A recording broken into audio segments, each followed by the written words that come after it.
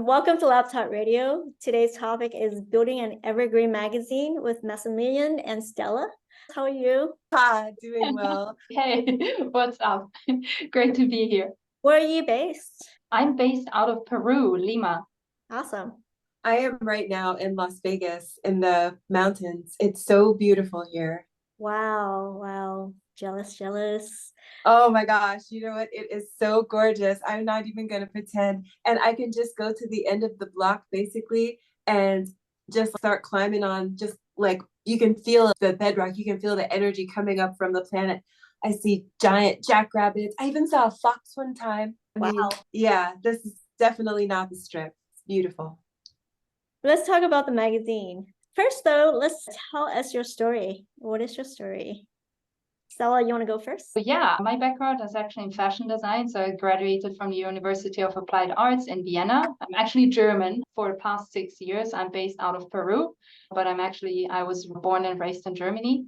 I studied at the university in Vienna. I graduated as a fashion designer. I worked in fashion for a while until I realized that the sentiment that fashion carries, specifically fast fashion, but also how people are being treated in honestly in all kind of circumstances, wasn't sitting with me so well anymore. So I was looking for a change. When I moved to Peru, I was looking to investigate where I want to go, and game development and 3D design came to me. And on that road, actually changing my career, this is when I stumbled into Web3, because 3D graphics, NFTs, at the time when I changed, that was all very much out there and very exciting and interesting. So I entered that space through that narrative. And yeah, eventually I never got out.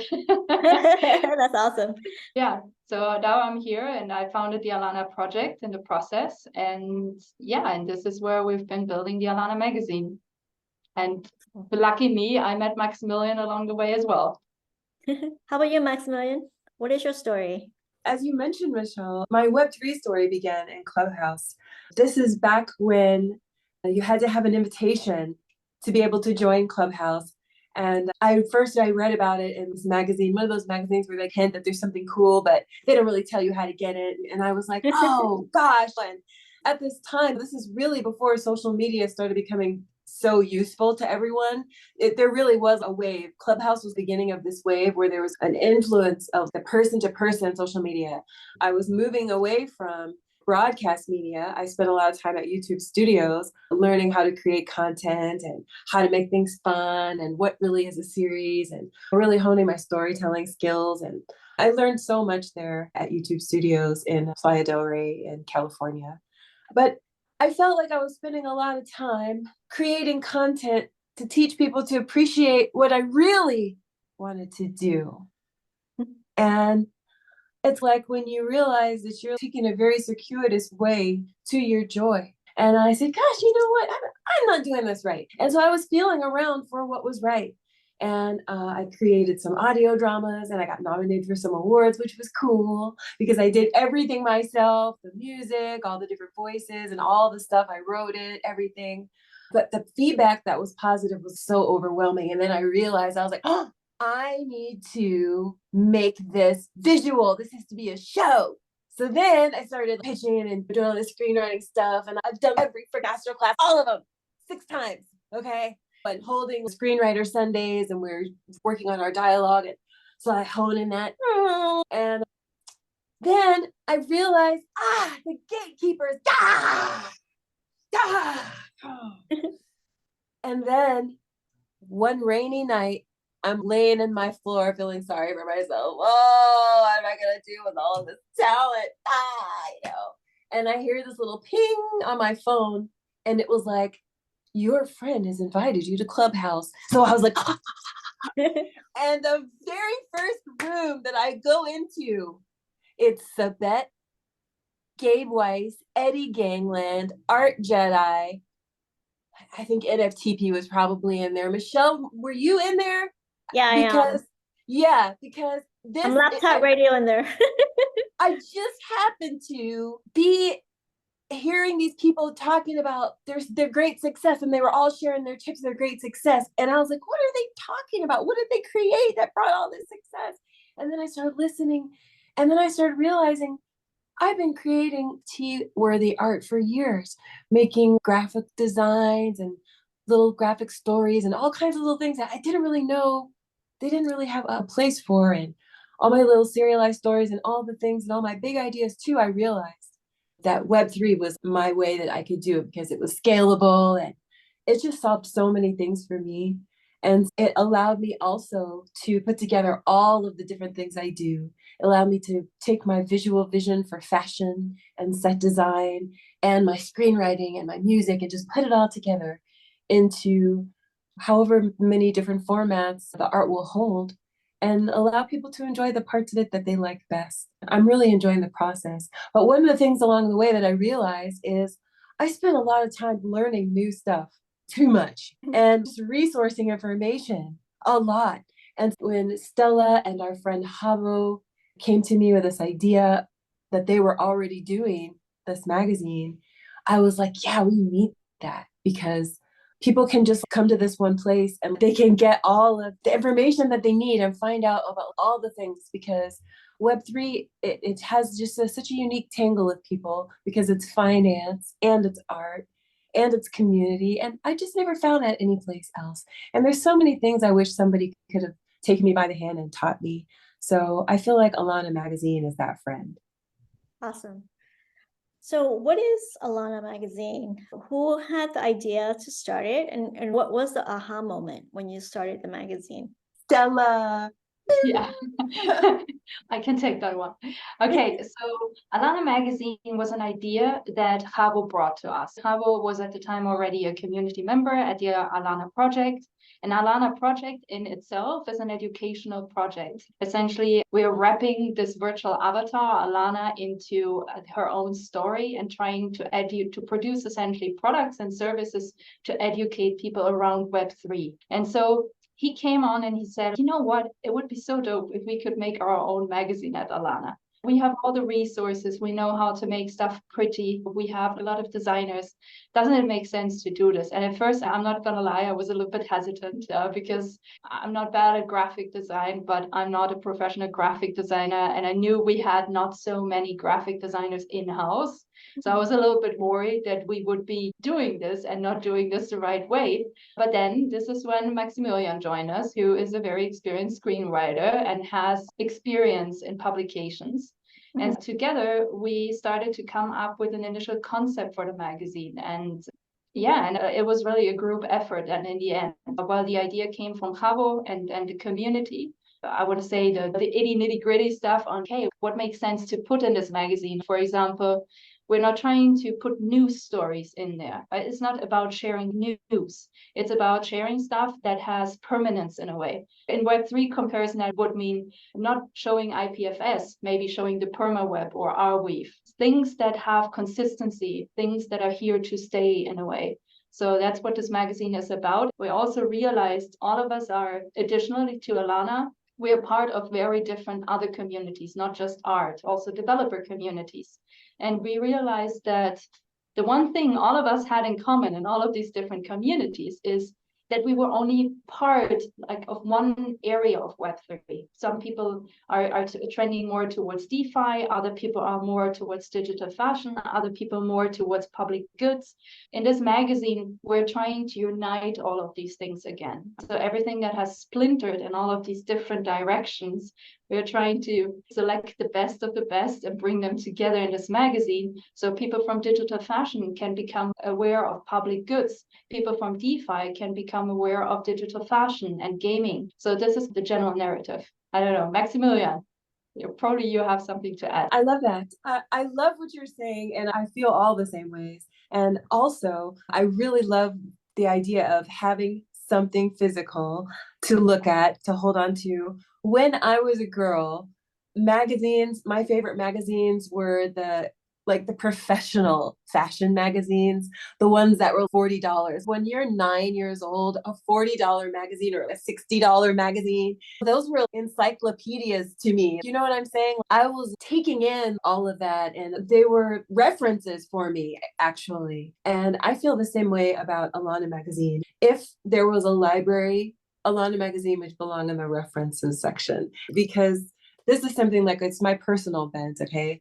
And this is my personal driving force with every story and everything, not only with the magazine, but really in life, which is I'm responsible to help people develop the culture that I want to live in. So I have to show people how to treat me and how I want to see people treated. I have to model that behavior. And ALANA magazine is a way to do that by highlighting people that are doing something really special. To be like, look at this really great thing, how they're doing this is great because it shows people, oh, wow, what I should be paying attention to. This project is amazing because a lot of people, they only know about the news, what's on the news. And those are not our most shining moments, and they're not typically our most shining projects. So I feel this is also a way to show people what are the parts of our culture that you want to see. And if there's something that someone believes should be a part of our culture, to really put it out there. Like me personally, would love for communities and conversations to be more welcoming to women. And I would like for that to happen. It has to happen on an individual level. It can't be in somebody's community rules. It has to also be a part of our culture. How am I doing that? I'm trying to do it every way I can with my art, with my own language, by not joining the communities that don't really cater to that. And it's not that everything needs to be woman-centric. There's just certain communities that are so welcoming, and I want to highlight and spotlight those. It's a really great opportunity for anyone in our community because this is a community-driven magazine. So if there's some worthy community or some project that you feel is worthy of the shine, anyone can write about it and bring it forward. And I think that's the cultural Web3 that's so sexy to me. That part that literally anyone has the power. There's no gatekeeper. It only takes a very small amount of initiative. It's just really a beautiful place. So I hope everyone comes and participates. My favorite part is seeing everything that people contributed. It was my birthday, opening every attachment. That's awesome.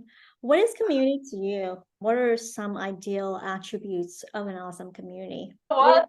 That doesn't exist. We're living in the real world. So Web3 is usually community-based. A lot of the tokens, a lot of the concepts and ethos is really centered on community because traditional startups, they have marketing, but they don't have community.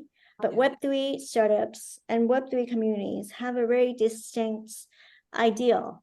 And without ideals, there aren't a goal that people can inspire to be and become. If Martin Luther King didn't have ideals, things will remain the same.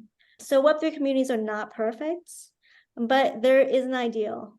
And if your magazine is driven by community, what are those ideals? I think the first thing that comes to mind and is luckily omnipresent in ALANA is open conversation. Not deciding things on a whim, talking them over. We have, for example, on our Discord, I have to admit to you, we're still in the process. So I graduated roughly a month ago from the Token Engineering Academy because I spent the last year learning how to design our own tokenomic system because I just figured if someone needs to learn about this, it's the founder of a community. Since I did that, I shared the framework with everyone. I opened a forum space in the Discord, and we're having a weekly and very open discussion on how does everyone want to be involved in the system? Because people are feeling very differently about these things, and it should be okay to feel differently about these things. I think one of the mistakes that we consistently repeat in the real world is trying to get everyone on the same page. While you can find solutions even within very diverse communities, to accept more than one thing to be true. So I think these kind of open discussions and factoring them in, for example, a tokenomic system, that's really important. And that if you're asking for an ideal, I appreciate that a lot because people have been very much engaging in that conversation. And this was also one of the reasons when I remember this a little bit over a year ago, everyone told me, you should launch a token, you should launch a token. I was like, no, because we don't have a good reason to launch one. Let's just first talk about what we want to do. What's the objectives of what we want to do? Where do we want to go with all of this? And then let's talk about, does this community need a token? And if it needs one, how does it look like? And what should it do for us, right? So I've been treating this whole narrative very carefully. So far, everyone was happy with that approach, let's just say. That's awesome. For the magazine, what are some of the challenges that you encounter when you're building this magazine up? I have a story about that one. From my perspective, it definitely is being able to stay the course. I feel like this is something that is not just unique to this magazine or any magazine, but any project, especially projects that are successful. There are a lot of people who don't stay the course. And it's heartbreaking for the people who are continuing to work. And I think also it can also be heartbreaking for the people who, for various reasons, had to go in another way before they were able to see their vision through. Because no one in this world, not even a squirrel, does anything without a vision. The squirrel sees the nut, has the vision, and then goes for the nut. We're all the same. So everyone, has a vision. But sometimes a squirrel sees a nut and then they're like, oh, there's a dog, so I'm not going to go for that nut. They needed to do something else. Like, of course, things happen. But the squirrel is like, oh, darn it, I wish I could have got that nut. And the nut's just swinging in the breeze and some other squirrel's going to get it. And so I'm the squirrel. We're the squirrels with the nuts on the trees. My point is that the biggest part for me was just recognizing that it's just like my story. It's not personal, and that it's okay that projects are dynamic. Because for me, I'm used to doing a TV show or something like that. People don't come and leave throughout your project. They are there and they are staying, even if they hate your guts. They are there. So for me, this was really personally, in a personal way, this was really about a lot of personal growth as I realized, oh, this is the nature of this sector, is that people, they come and they go, and this is natural. It doesn't mean that there's something wrong with me or us or anything. And they may come back, and that this was a huge lesson for me. So yeah. Stella, do you want to share any challenges that you've encountered building this magazine? Yes, because there were a ton of challenges. I'm not gonna lie to you. I think Maxximillian is right. We also had a streak of personal growth. I feel like I made jumps in the last year. Like, it's been really crazy. All the valuable things that you were taught along the way, even without the magazine, it would be totally worth it to do it all over again. One of the biggest challenge was figuring out actually the Web3 part. There was the thing in the beginning I thought was least challenging, and it was the most challenging part after all. And for us, this was essentially, we wanted to give people a way to access the magazine, but also with the magazine come a lot of other things. So it's not just the PDF, let's just say. It's also, for example, we have some 3D files that are game ready and you can put them in your spatial. There's just a lot of other stuff attached to this. So we were concerned, and how can we make this indefinitely and only to the people who actually get this magazine accessible? And indefinitely, is, I brought this up before, it's still not that easy. Even with IPFS around, it runs mostly on Amazon servers. There is still this chance of something just shutting down. And so this is actually what we encountered. We had hosted our stuff on an IPFS framework, and the service shut down. Before we actually had our initial launch date set. Lucky for us, every delay came with a good reason to be a delay. But that was something where, honestly, we had put in so many hours of work and we were both so exhausted. And I saw this happening and I got the 404 error.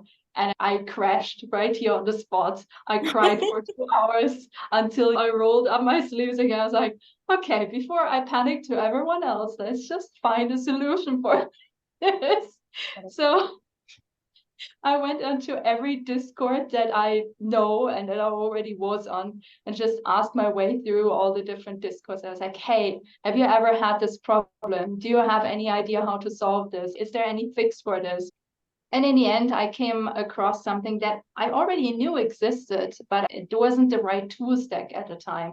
And so eventually I brought the Unlock protocol and the Dark Block community together, and they built an integration with Unlock, which essentially the magazine will be the NFT the contract is issued through. And so now we have this, we have exclusively accessible content and all of this shizzle bang, and it's hosted on the permanent web.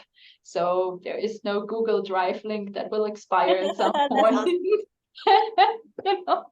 But hey, you know what? That really mattered to me. That really mattered a lot to me. I'm from the streets, okay? I'm from the streets, and I can't have people laughing behind our back. You know what I'm saying? You know what I'm saying?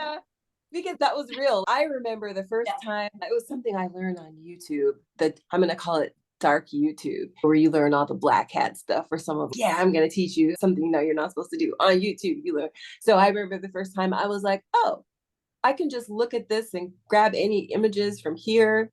Oh, so I really wanted to make sure that we were not just posturing this magazine was for sale, but it actually is something that whose value we were protecting. It really meant a lot to me. How is the magazine Web3? That's only the technical part. The technical part is what I just said. The files are all stored on Arweave blockchain via the permaweb. Obviously, you get a essentially magazine subscription via Unlock protocol contracts, which is an open source protocol. On the technical side, I think we really delivered, making this as much Web3 as we possibly could. And what forms of payment too is also digital currency as well. Yeah, this is, I think, the only compromise we made is essentially, so you can pay in cryptocurrency, no problem, obviously, and you can connect your wallet. But for those people of our community, especially because it's a learner community, who are still feeling very insecure about it, and they rather prefer paying with a credit card, they can do that. It's not my preferred version, but we thought we should give people a chance on that regard. But yeah, this is where we pick the user up where they are standing. So it felt right to do. But I think everything else is very much in the sentiment of Web3 and holding up Web3 values. And when it comes to the content, I'm giving it over to Maxximillian. Yes, definitely. It's Web3 focused content. So for example, if you just imagine your favorite magazine, if there's a music section in ALANA magazine, it will be specific to Web3 musicians. If we're talking about a music concert, it will be something Web3 focused. It's all Web3 focused content. And definitely when we talk about business and founders, we're focused on these blockchain oriented and blockchain related verticals. I think that what's really interesting about Web3 is that in many ways there are new innovations, but it's not necessarily that people are creating entirely new types of businesses, just that there's this better, more efficient alternatives. And we really want to show people what those are. And so even when it comes to the types of features that we do, it's not that it has to be crazy, exciting, crazy polar bear circus or something to be worthy of being written about, but doing something that's necessary and doing it well. And one of the things I think is really important too is showing people what it can do for them. I don't know if it's ever happened to you where someone's telling you a lot of information and you can tell that it's interesting, but you can't figure out how it applies to you. What can I do with this? And that's one thing that I love about our magazine is that we try to frame these highly technical things in use cases. This is what you could do with this, or this is what this person's doing with this. There is a section called Discovery, but to me, the whole magazine is the Discovery section. It's fashion, it's augmented reality, and it's always framed in a way that others can participate. When I first joined the magazine and Stella and I were talking about ideals, really, and I said, it's really important for me that everything we do is open. One thing that used to really bum me out when I joined the Web3 community was reading about something and then you go to get in and you're like, oh, it's sold out, or, oh, this is only for somebody, not you. These are opportunities that are closed. One of the things that is really important to me is that the things that we talk about are evergreen, so they're always open. and that anyone that's reading about them can participate. That really mattered a lot. It makes me laugh, but we'll see if you think it's funny too. But I remember after I got into crypto, I had this conversation with this guy friend of mine, and he was telling me about his dad, and his dad is a traditional trader. And he's a traditional finance guy or whatever. And he told me about this rule. Yeah. So if you're American, you have to have such and such millions of dollars even to be allowed to make investments. And I remember just being so depressed. Oh God. And thinking, what do you mean I cannot ever really build my own empire, and just feeling so sad. And one of the things that I think is so exciting about Web3 projects and founders and all these things is that they're built in a way that everybody's gem idea can really be something. And every one of these projects really can scale. And I love that ALANA magazine is a beacon for those projects.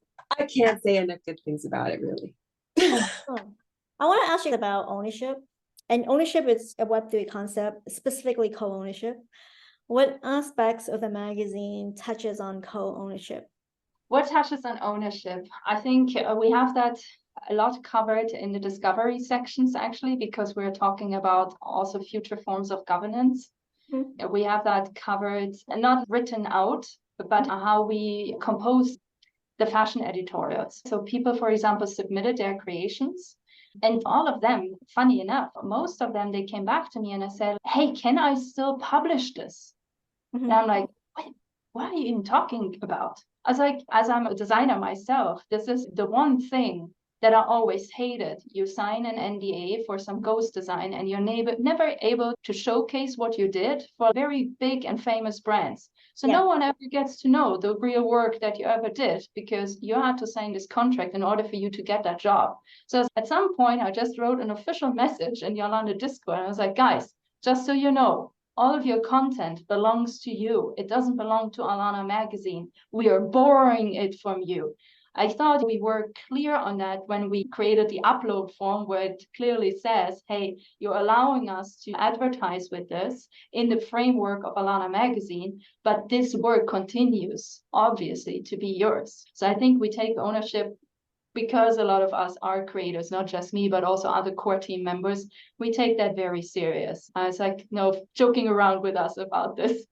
When it comes to the actual magazine, obviously it's an NFT. So once you buy it, you own it. It doesn't go away. Neither goes the attached files via dark block. They will never go away. So there's another concept of ownership. I think it's still something we can talk. We also have this very much covered actually in the music section. You covered this very well. This is also where it's very well covered. Yeah, I think that's for the most part. I think we can still do more on it, but it never gets boring. And also it's one of the Web3 fundamentals, essentially, right? Now you can read, write, and own. And so people should become aware how important it actually is to own your stuff. It's so important. And I'm trying to outline this in every webinar, in every publication that we make, be it the newsletter. But it's still something where people, I feel, especially creators, they feel very hesitant about it. They almost like, to a degree where they're like, is it okay? It's almost this question mark that is being left over. Is it okay to still own if I've already shared this? And we need to get in a sentiment where, of course, it's okay because you made this. And yeah. It's awesome. I think we still have the mentality of Web2, where the companies own everything and we assign everything to them. But as a creator in Web3, it's a little bit different. It's ownership or co-ownership. And that's why I asked, because you're building a media, and who really owns that? And if you're making games, same thing. It's changing, or it has changed. Is there anything you wanted to share that I have not asked you? Yeah, maybe one thing is just in addition to what Maxximillian said before about the content. One thing that I also feel personally very strong about, because in ALANA, the things that we are building, while they are not open source all right now, they eventually will become open source. And the idea of public goods is something that I just strongly advocate. I'm also part of Token Engineering Commons, and one of our lead articles is actually about Evergreen's Give ETH. And public goods has a central spot in ALANA magazine. And I hope that's also a section It's not a very popular area of Web3, I feel often, and it's growing in the shadows, even though it's actually pretty cool. And it's one of the leading pillars that enables people to just come in and build on top of things. Open sourcing and creating public goods is the one thing that we can do that centralized businesses cannot do. They cannot just say, like, Facebook cannot just create a completely open access to their product. They would go down. So this is the one thing, the one power that we in Web3 have over the Web2 corporate world. And so I feel that also more artists and creators should become more aware of the idea of building in that way. Not entirely, because we also need to earn money, and maybe not always, how can I say, when we're starting a project, rather when a project already has become successful, and then sharing maybe some resources. But I think if we all can contribute a little bit to this idea of public goods, that would be nice. And we're trying, at least this is the part I feel personally strong about in ALANA magazine, bringing more awareness to this idea and sentiment. Yeah, maybe that. I have something that I would want to share as well. One of the things that I really love about this magazine is the fun and innovation and creativity. And I feel like it's my job in life to bring delight and joy into the world through the things that delight me. I got this really great advice from a friend of mine who's a friend and mentor. And he said, Maxximillian, you're weird. He said, but you're good weird. And there's other good weird people like you. And you should put your good weirdness out there so that other people can enjoy it and find it. And I was like, oh, I like that. So I put some of my good weird in ALANA magazine. And I'm going to share a little something from my childhood again. I shared earlier about how I used to love these magazines when I was very little. But one of the things I would love is finding one of those little extra, some little present that was in there, whether it was a perfume sample or a little lotion or some little goodie. So I wanted to have goodies, and there are goodies in this magazine. There are goodies like to play with, and I just think that's so fun. And I also am a huge fan of public goods, but also I believe in earning a living. So what I like to do is, as an artist in my own right, in every collection that I create, I always create public goods. So there really is something for everyone. In the spirit of that, I feel like it's very satisfying to be the recipient and to also be the giver. It's just been really a satisfying experience all around, and it continues to be. And I'm very impressed to see the talent of our community up close and personal. It's been a really heartwarming experience to get to know everyone. That's awesome. I have one last question. What is one piece of advice that you have for the community? And then I think Stella, you can go first, and then Maxximillian. Yeah, maybe a piece of advice from a founder. Maybe that's the piece of advice I want to give to others who might be thinking about this. It's actually something that Maxximillian said before. Don't take things personal. People's life change these days more fast and more frequent than ever before. And most of the time, honestly, 99% is not about you. Right? It's about them. And so it should be. It's about them and their changes in life. And that's fine. And if you give them the space to do their growth, they will always come back because you were accepting of them. So they will remember that. And I think that's something that a lot of founders I've learned in the past year are taking a lot to heart. And I was like that in the beginning too. It crushed me because I'm a very sensible person in my core. And yeah, until I learned the same lesson that Maxximillian learned in the progress of ALANA magazine. So I just want to say that. And everything else has solutions. There is no such thing as one solution and it breaks and then there is no solution. There's always another solution. So that also, yeah. That's awesome. How about you, Maxximillian? Yes. What is that one piece of advice that you wanted to share with us? Oh my gosh. Okay, but this is the gold. This is the gold right here. Gold with diamonds. Okay, rose gold. All right. Stay in touch. Stay in touch. Have people that you stay in touch with in this community in Web3. Have your people that you stay in touch with. And no matter what's going on in your life, stay in touch. Don't leave people wondering what happened to you or where you went or whatever like that. Stay in touch. There's no shame in anything that needs to be done in life, but I think it's always important to communicate, especially Things don't always work out as planned, okay? It's no biggie. But don't leave your friends hanging, because the things that's been the hardest for me has been really putting my faith, my love, my trust, my belief in people. And then some little bump in the road came along. Sometimes it's a big bump, okay? Acknowledged. But no matter what it is, call people, say, hey, something crazy just happened. I'm not going to be able to be there. Just let them know. And then let them know that you're okay or that you need help. Stay in touch. That's the number one thing. There's so many things I think that could have been helped if people would have just communicated a little bit better. And it's okay to say you don't know what to do. Also, you can be like, hey, I don't know what to do, but I'm not going to show up. That's totally better than nothing. So stay in touch. Don't be afraid. Don't be ashamed. And just keep showing up. Thank you both. Yeah. Thank you for your time. Alrighty, bye-bye. Bye.